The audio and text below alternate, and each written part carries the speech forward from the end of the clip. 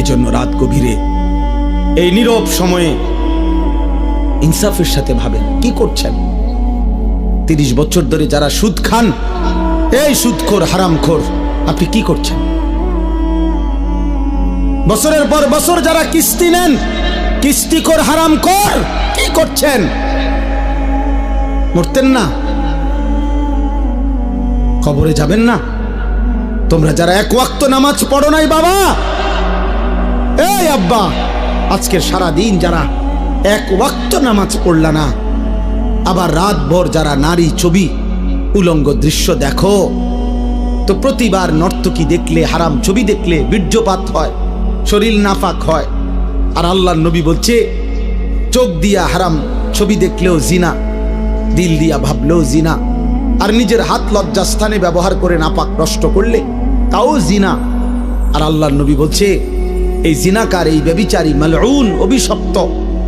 নবীজি বলছে যে জিনা করে সে মুমিন থাকে না। লা ইয়াজনি জানি হিনা ইয়াজনি ওয়া হুয়া মুমিন। সারাদিনে এক ওয়াক্ত নামাজও পড়লা না, রাতভর ছবি নারী অস্থি দৃশ্য দেখে শরীর নাপাক করে এই যে শুয়ে রইলা, যদি আর ঘুম না ভাঙে, এই রাত যদি আর ভোর না হয়, হ্যাঁ, তো তোমার মৃত্যু কিসের উপরে হইল? তো তোমার আখিরাত কি হবে?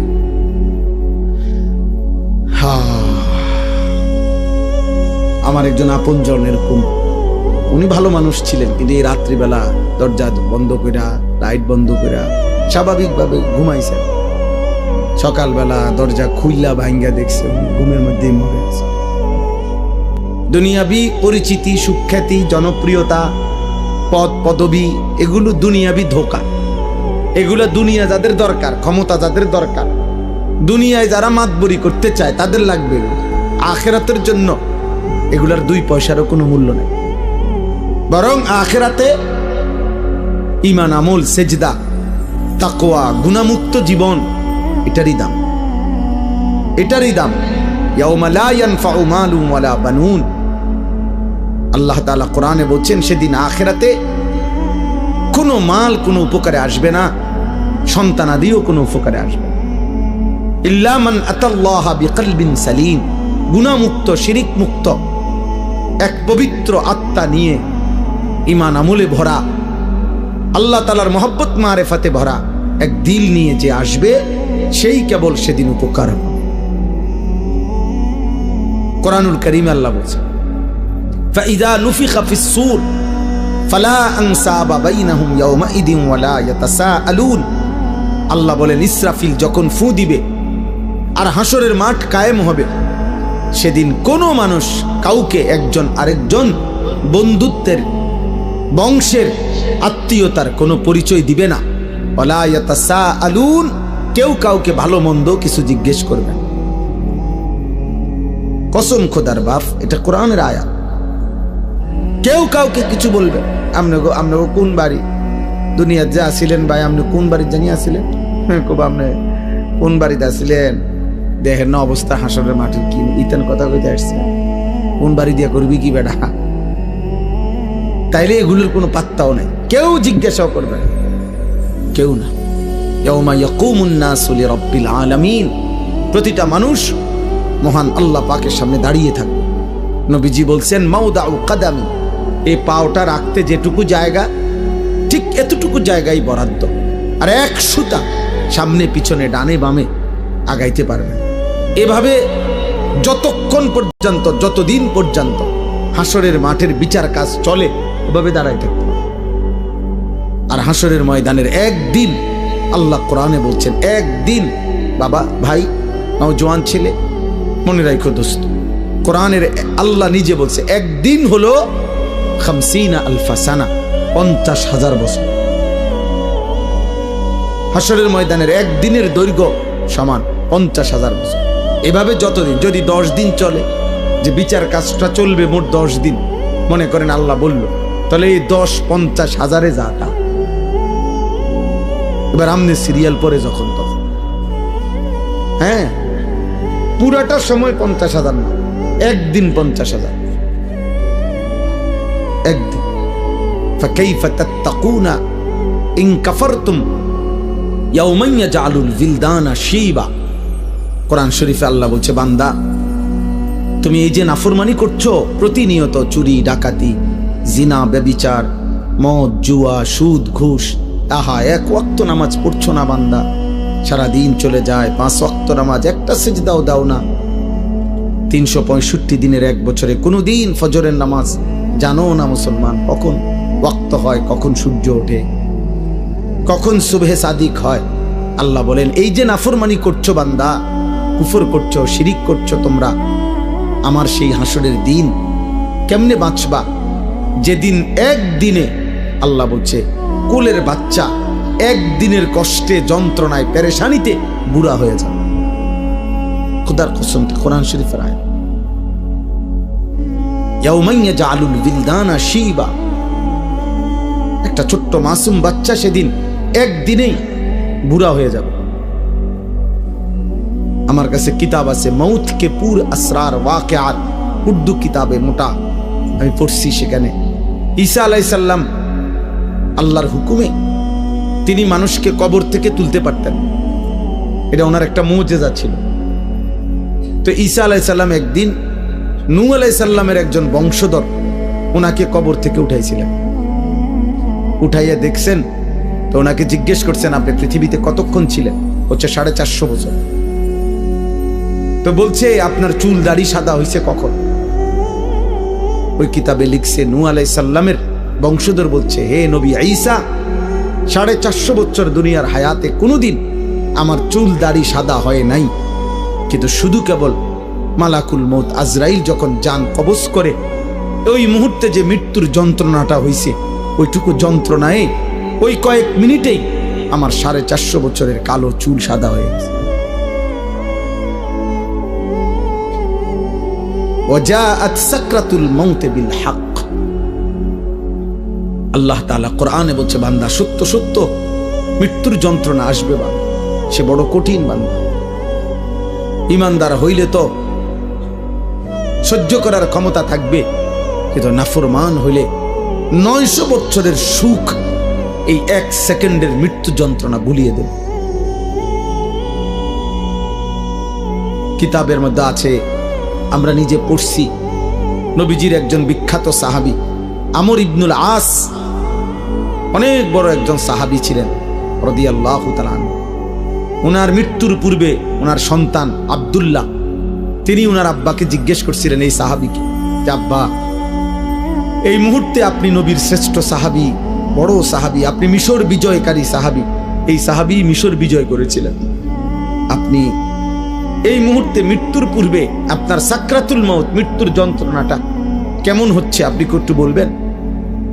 তখন ওই বাবা নবীর সাহাবী ওনার সন্তানকে বলতেছিলেন, ইয়া বুনাইয়া কাআন্না জিবালাদ দুনিয়া আলা সাদরি, হে আমার সন্তান, কসম খোদার বাপ, আমার মনে হচ্ছে মৃত্যু যন্ত্রণার এই মুহূর্তে পৃথিবীর সমস্ত পাহাড় আমার বুকের উপরে চাপ দিয়ে রাখছে।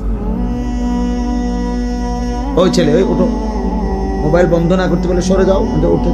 তো এটা ধরে রাখছো কেন?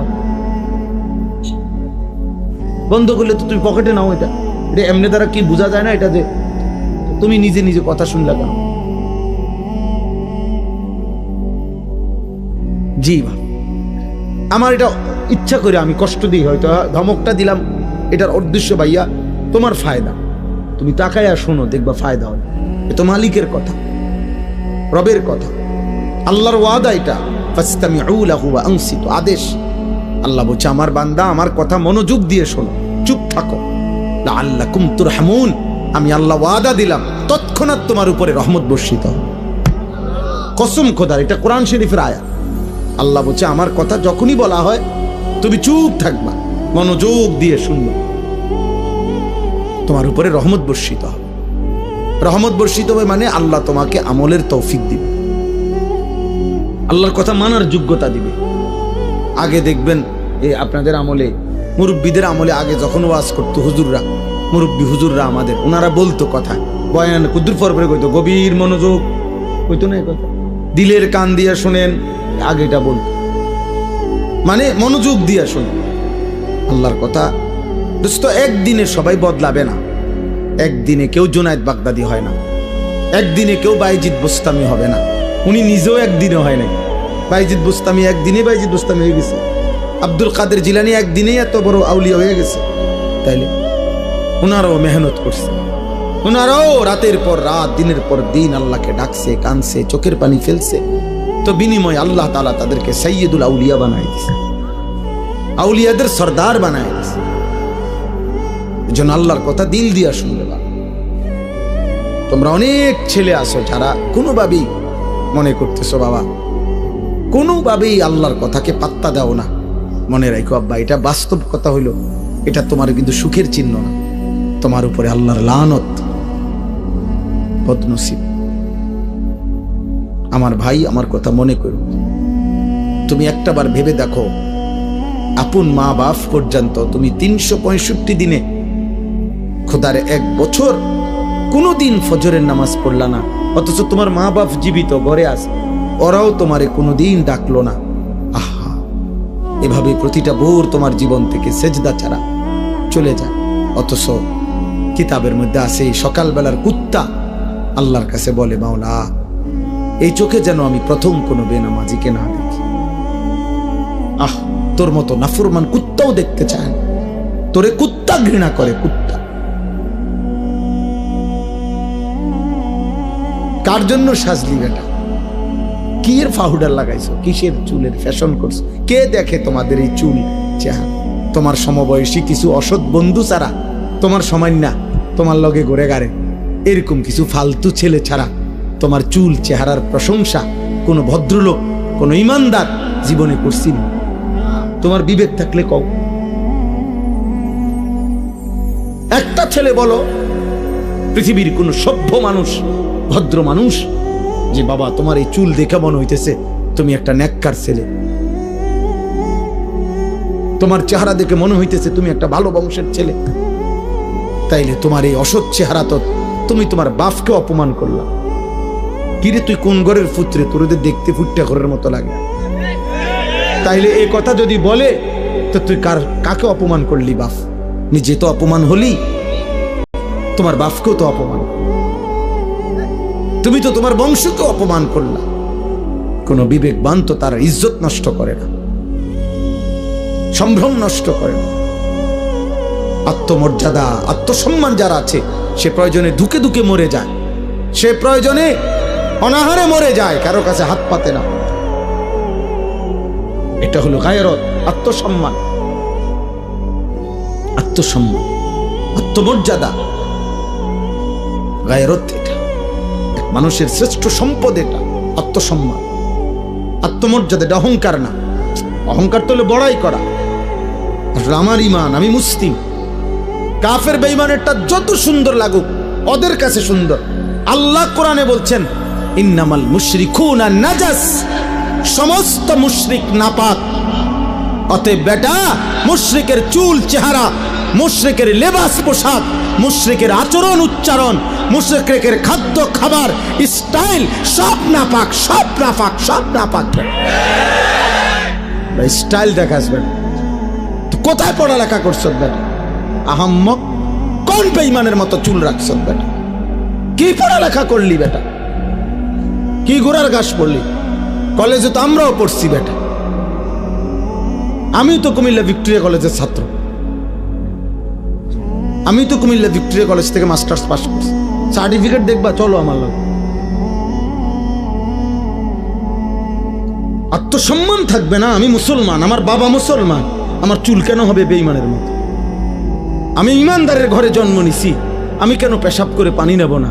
তুমি কুকুর, তুমি হাইওয়ান, তুমি জানোয়ার, তুমি কা পেশাব করে পানি নাও না? তুমি কোনোদিন কুত্তা দেখো না?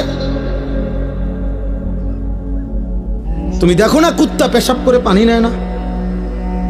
তুমি দেখো না কুত্তা কোনোদিন টয়লেট পেপার ব্যবহার করে না? তোমার মধ্যে এতটুকু বিবেক থাকবে তো, কি আমি কিতা, আত্মসম্মান তো থাকবে, আত্মপরিচয় তো থাকবে। এই জন্য ইমানদার মরে যায় প্রয়োজনে, ইজ্জত নোয়ায় না। এই 1450 বছরের ভিতরে হাজার হাজার কোটি কোটি ইমানদার পৃথিবীতে বহুবার জালেমের সামনে জীবন দিছে, রক্ত দিছে, শাহাদাতের খুন পান করছে।